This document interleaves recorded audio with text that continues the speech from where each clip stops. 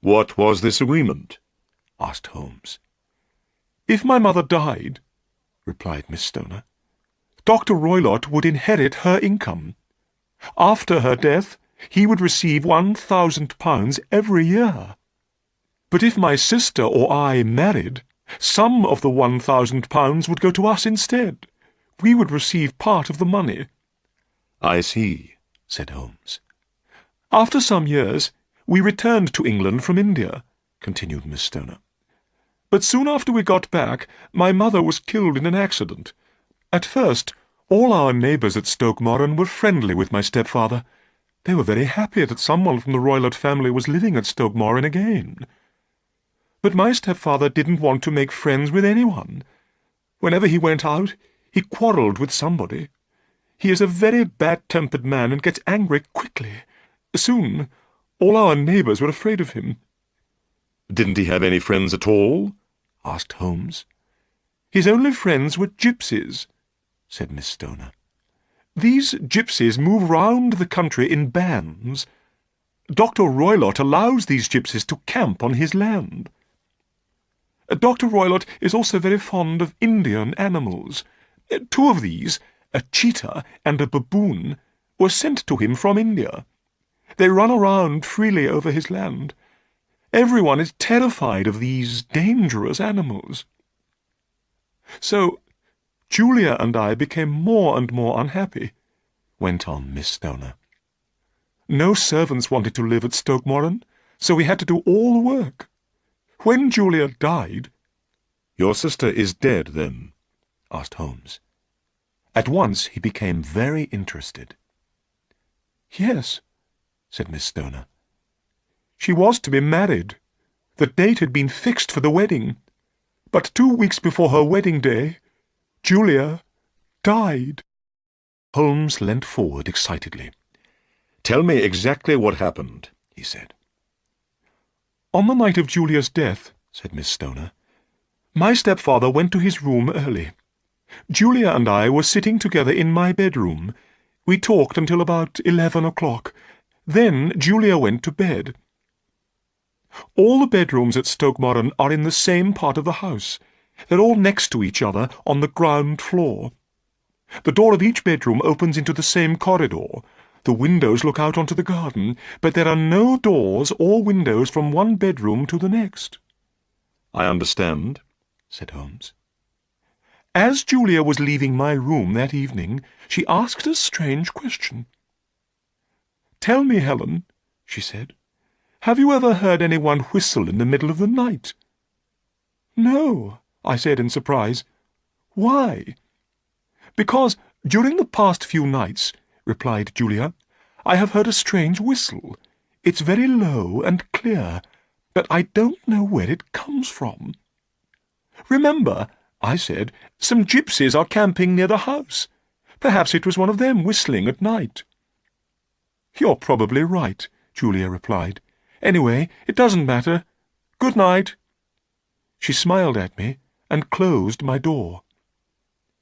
"Did you and Julia always lock your doors at night?" asked Holmes. "Yes," replied Miss Stoner. "We were afraid of the cheetah and the baboon. They're dangerous animals. We didn't feel safe unless our doors and windows were locked." "Of course," said Holmes. "Please, go on." "That night there was a terrible storm," continued Miss Stoner. "The wind was howling and the rain was beating on the window. I couldn't sleep. Suddenly I heard a dreadful scream. I knew it was Julia. I jumped out of bed and ran into the corridor. As I opened my door, I thought I heard a noise. It was a low, clear whistle. Then I heard another sound. The second sound was like metal clanging against metal. I saw that my sister's door was open. I stared at it in horror. Suddenly, Julia appeared. She was standing in the doorway. Her face was white with terror. Her eyes were staring wildly. She was swaying from side to side like a drunk person. Then she fell on the floor. Her body moved like someone in terrible pain. Suddenly, she screamed these words, "Oh, my God, Helen, it was the band, the speckled band." Then she fainted. At that moment my stepfather came out of his room. He ran down the corridor to help Julia, but there was nothing he could do. My stepfather went to the village to bring another doctor, but before he returned, poor Julia was dead. How was your sister dressed? Asked Holmes. She was wearing her nightdress. In one hand she was holding a box of matches, and in the other a burnt match. So she had lit a match to see around her, said Holmes. That could be important. Was the cause of her death ever discovered? No, replied Miss Stoner. Nobody could find out how she died. Her body was not marked in any way. The doors and windows of Julia's room were locked. The chimney was built so that no one could climb down into the fireplace from the roof. Nobody could get in or out of her room. So Julia must have been alone in her bedroom. But what about her strange words? The speckled band, asked Holmes. What do you think she meant? I don't know, said Miss Stoner. But perhaps she meant a band of people. Gypsies were camping near the house. Many of these gypsies wear handkerchiefs on their heads. These handkerchiefs have a design of spots or speckles, so perhaps Julia was trying to describe the band of gypsies. Holmes looked doubtful. Please, go on, he said. Julia died 2 years ago, said Miss Stoner. Since her death I've been very lonely. But recently a dear friend of mine asked me to marry him. We're getting married very soon. But 2 days ago some builders arrived at Stoke Moran. The builders started to knock a hole through my bedroom wall, so I had to move out of my room and into Julia's room. I've been sleeping in her bed. Miss Stoner stopped for a few moments. Then she said, Mr. Holmes, last night I heard a terrible sound. What was that? I asked. It was a whistle, Dr. Watson. A low, clear whistle. The same sound Julia heard for several nights before she died. Holmes and I looked at each other in astonishment. What did you do? Asked Holmes. I jumped out of bed and looked around me, replied Miss Stoner. But it was dark and I couldn't see anything. At daylight I went to the station and caught a train to London. I knew I had to see you, Mr. Holmes. You are the only man who can help me. But I can only help you if you tell me everything, said Holmes. You have not told me everything, Miss Stoner. What do you mean? Asked Miss Stoner in surprise. Holmes did not answer. He took hold of Miss Stoner's arm and pushed back her sleeve. I saw 5 red marks on her arm. They were the marks of 4 fingers and a thumb. Somebody had held Miss Stoner's arm tightly. Your stepfather has hurt you badly, said Holmes. Miss Stoner's face became red. Dr. Roylott is a very strong man, she said. He doesn't know how strong he is. Holmes stared into the fire without speaking. I knew he was thinking hard. I need some more information, he said at last. But we must move quickly. I want to go to Stoke Moran today and examine the bedrooms there. But your stepfather must not know about my visit. Dr. Roylott has important business in London today, said Miss Stoner. He'll be away from home all day. Excellent, cried Holmes. Will you come with me, Watson? Of course, I replied. Then, Miss Stoner, we'll arrive at Stoke Moran early this afternoon. I must go now, said Miss Stoner. But I feel much happier, now that I've told you about my troubles. Goodbye. She pulled her veil over her face and left the room. Holmes leant back in his chair. Well, Watson, he said, this matter is very strange. I don't understand it, I said. Helen Stoner's sister Julia was alone in her bedroom. Nobody could get in or out. So how did she die?" "And what about the whistle in the night?" said Holmes. "And the dying woman's words about the speckled band?" "I don't know," I said. "Perhaps the band of gypsies—" Suddenly, the door of our room was thrown open and a man appeared.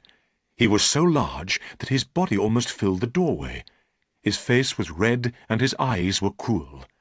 The man stared at Holmes. Then he looked at me. "Which of you is Holmes?" he asked rudely. "That's my name," answered my friend quietly. "Well, I'm Dr. Grimesby Roylott of Stoke Moran," said the man. "I know my stepdaughter's been here. I've followed her. What has she been saying to you?" Holmes was not afraid of the large man. He was not going to tell Dr. Roylott anything about Helen Stoner's visit. So he said politely, "The weather is a little cold just now, isn't it?" "Answer my question!" shouted Dr. Roylott angrily. "What has my stepdaughter been saying to you? I've heard about you, Holmes. You're a busybody. You interfere in other people's lives. Well, keep out of my life. I'm a dangerous man. Look!" A poker was lying beside the fire. It was made of iron and was very heavy. Dr. Roylott stepped forward and picked it up. He bent the poker with his huge hands. Then he threw it back into the fireplace. "I'm warning you, Holmes. Keep out of my life," he said again. Then he left the room. Holmes began to laugh. "Well," he said, "perhaps I'm not as large as Dr. Roylott, but I'm just as strong." As he spoke, Holmes picked up the poker and pulled it straight again. "Now," said Holmes, "let's have some breakfast, Watson. Then I have some business to do. I need more information." It was nearly 1 o'clock before Holmes returned. He looked excited. "I've been to Mrs. Roylott's lawyer," he said. "I've seen her will. This is what she wanted to happen to her money after her death.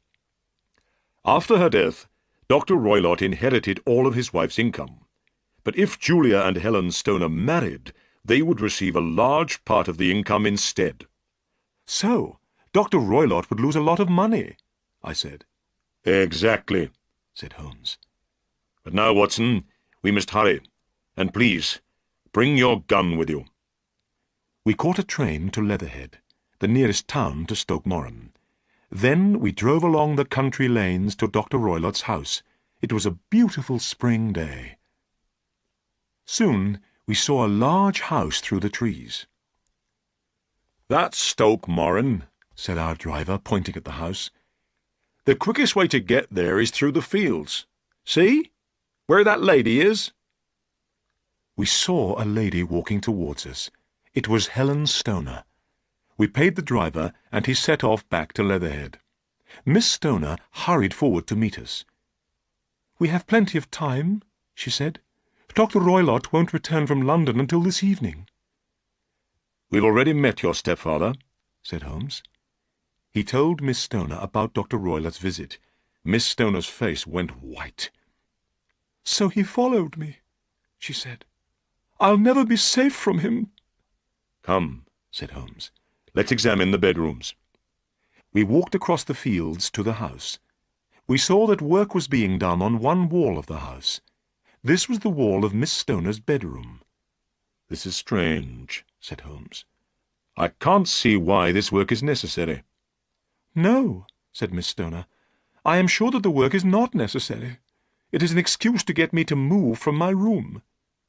"Well," said Holmes, "I want to examine the room you're sleeping in now, your sister Julia's room." The room was small, with a low ceiling and a wide fireplace. There was some old furniture in the room, a bed, a table, and 2 chairs. Holmes examined everything carefully. Suddenly he pointed to a long rope which hung down by the bed. The end of this rope touched the pillow. The rope looked like a bell rope for calling a servant. If the person in bed wanted something, they could pull the rope. The rope would be attached to a bell in another part of the house. The bell would ring, and a servant would come. "That bell rope looks very new," Holmes remarked. "Yes," replied Miss Stoner. "It was put in only 2 years ago." Holmes pulled the bell rope. We waited. But nothing happened. We could not hear a bell ringing anywhere in the house. "Look," said Holmes suddenly. "This isn't a real bell rope. It doesn't go anywhere. It's attached to a hook on the ceiling." We all stared up at the ceiling. Holmes was right. Then I noticed something else. Near the top of the bell rope was a tiny opening in the wall. It looked like a small ventilator. Holmes saw the ventilator too. "That's strange," he said. "Air usually comes into a room from outside through a ventilator, but this ventilator connects 2 rooms inside. I wonder why." "I don't know," said Miss Stoner. "But the bell rope and the ventilator were put in at the same time." "That's very interesting," said Holmes. "A bell rope which doesn't ring a bell, and a ventilator which doesn't ventilate. They are both false. And now, Miss Stoner, I'd like to examine your stepfather's room." We went into Dr. Roylott's room next door. There were a few pieces of furniture in the room, and some books. In the middle of the floor stood a large iron safe. The safe was locked. Holmes knocked on the walls of the safe. "What's in here?" he asked. "My stepfather's business papers," replied Miss Stoner. "There isn't a cat inside." "A cat?" said Miss Stoner in surprise. "No. What a strange idea." "Well, look," said Holmes. He pointed to a small saucer of milk on top of the safe. "We don't have a cat," said Miss Stoner. "But there is the cheetah. A cheetah is just a big cat." "Yes, of course," said Holmes. "But here's something else." A short stick was lying on top of the bed. A thin rope was attached to this stick. One end of the rope had been tied into a noose. I looked at the noose. I wondered what it was for. "Well," said Holmes, "I think I've seen enough." We walked out into the garden. Holmes looked very serious. "Miss Stoner," he said at last, "Dr. Watson and I must wait in your room tonight." Miss Stoner and I looked at each other in astonishment. "Yes," said Holmes. "Your life is in great danger." "This is my plan, Miss Stoner," said Holmes. "Listen carefully. When Dr. Roylott returns, go into Julia's room, but don't go to bed. Wait until you hear Dr. Roylott go to bed. Then put a lamp in the window. Then go to your own room. You must stay there all night. Dr. Watson and I will be watching the house. The lamp in the window will be a signal for us. When we see the lamp, we'll come." "But where will you be?" asked Miss Stoner. Holmes pointed to a building through the trees. "Is that the village inn?" he asked. "Yes," said Miss Stoner. "Then Dr. Watson and I will wait at the village inn," said Holmes. "We can watch your bedroom window from there. Goodbye, Miss Stoner, and don't be afraid." Holmes and I went to the inn. We paid for a room on the first floor. From our room we could see Stoke Moran. As it was getting dark, a horse and carriage came along the road. I saw Dr. Roylott sitting in the carriage. The carriage went through the big ironed gates at Stoke Moran. Then it drove on up to the house. "Watson," said Holmes, "we may be in great danger tonight." "Why do you think we may be in great danger?" I asked. "What did you see in those rooms?" "You remember the bell rope and the ventilator?" "Yes," I said, "but I don't understand why they are important." "Both the bell rope and the ventilator were put into the room 2 years ago," said Holmes. "But they are false. They don't work. And something else happened 2 years ago. Julia Stoner died." "Yes," I said, "but I still don't see—" "Did you notice anything unusual about the bed, Watson?" asked Holmes. No. The bed was fixed to the floor. It cannot be moved. It must always stay in the same position, next to the bell rope and under the ventilator. Holmes, I cried. I'm beginning to understand. The person in the bed cannot escape some terrible danger. Dr. Roylott is a very clever man, said Holmes. We're just in time to prevent a horrible crime. About 11 o'clock, we saw a light. It was the lamp shining from the bedroom window. Holmes jumped up excitedly. That's our signal, Watson, he said. Come on. We hurried along the road. The yellow light was still shining from the bedroom window. We went into the garden of Stoke Moran and walked towards the house. Suddenly, a dark shape ran in front of us. It was like a child with very long arms. But it was not a child. I felt very afraid. "What was that, Holmes?" I asked. Holmes laughed quietly. It was one of Dr. Roylott's animals, he said. That was the baboon. We reached the house and climbed through the window into Julia's bedroom. Holmes closed the window. Then he whispered in my ear. "We must put out the light, Watson. Dr. Roylott might see the light through the ventilator." I took my gun out of my pocket and put it on the table. Holmes had brought a long, thin stick with him. He put this stick on the bed. He put a box of matches beside the stick. I put out the lamp, and we waited. I shall never forget that terrible night. We were in complete darkness, and we knew we mustn't make a sound. We heard the bell in the village clock. It struck midnight, then 1 o'clock, 2 o'clock, 3 o'clock. Still we waited. Suddenly, I saw a light shining through the ventilator. Somebody in Dr. Roylott's room had lit a lamp. I heard someone moving about quietly. Then everything was silent again. Another half-hour passed. Then I heard a strange noise, a very soft, hissing noise. The noise was near us in the room. Holmes jumped up and lit a match. Immediately I heard a low, clear whistle. Suddenly Holmes began hitting the bell rope with his stick. By the light of the match, I saw his face. It was full of horror. "Do you see it, Watson?" he shouted. But I saw nothing. Holmes stopped hitting the bell rope and gazed up at the ventilator. Suddenly, we heard a dreadful cry, a cry of pain and terror. I felt cold and sick with fear. "What was that cry?" I whispered. "It means that everything is over," said Holmes. "Bring your gun, and let's go into Dr. Roylott's room." Holmes lit the lamp. Then I followed him down the corridor to Dr. Roylott's room. We knocked twice on the door, but there was no reply. We pushed the door open and entered the room. A terrible sight met our eyes. Dr. Roylott was sitting beside his safe. The door of the safe was open.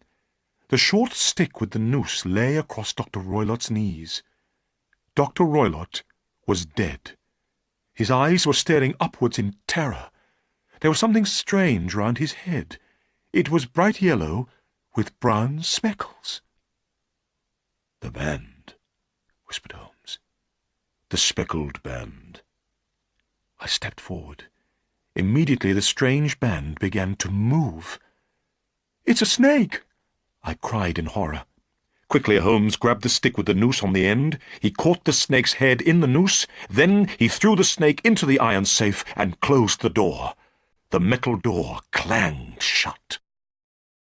Next morning, we took Helen Stoner away from Stoke Moran. The poor girl was very upset by what had happened. We took her to an aunt's house in London. She would stay there until her wedding. We also told the police about Dr. Roylott's death. Then we returned to our apartment in Baker Street. "Tell me something, Holmes," I said. "How did you know the speckled band was a snake?" "Well," said Holmes, "when I examined Julia Stoner's bedroom, I saw the bell rope and the ventilator. I saw they were both false. Then I noticed the bed was fixed to the floor. and I realized that something could pass through the ventilator. It could travel down the bell rope and land on the bed. Immediately, I thought of a snake. Dr. Roylott had other strange animals from India. It would be easy for him to have a snake as well. So, he kept it in his safe and fed it with milk. And every night he put the snake through the ventilator. It went into his stepdaughter's room and came down the rope. He knew that one night it would bite the girl in the bed. "How did he make the snake come back to him?" I asked. Dr. Roylott's signal to the snake was a whistle, replied Holmes. When the snake heard the whistle, it returned to its master. Julia and Helen Stoner also heard this whistle. "On the night her sister died," I said, "Helen Stoner heard the sound of metal clanging against metal." "That was the safe door clanging shut," said Holmes. "So, when you heard the hissing noise in the room last night," I said, "you knew it was the snake?" "Yes. So I hit it with my stick, and it went back through the ventilator. But the blows from my stick also made it angry. That's why it bit Dr. Roylott." "Dr. Roylott wanted his stepdaughter's money," I said. "He killed Julia Stoner, and he tried to kill her sister Helen, too. But his plans went wrong. The snake finally killed its master." "Exactly," said Holmes. "And I don't feel very sorry for him."